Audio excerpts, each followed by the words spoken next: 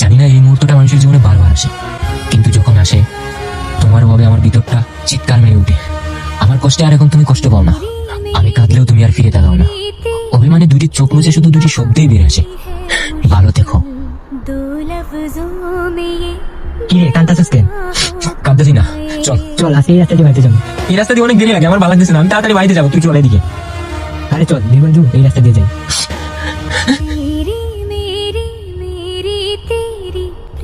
কিন্তু আমি আজকে দেখে মাই যাবেন।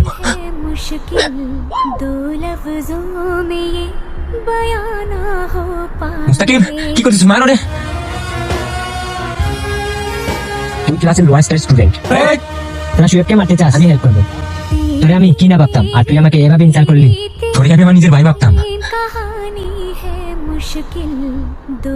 এই কি করতেছিস তোরা? কি মারছিলি না? মারছিলি না?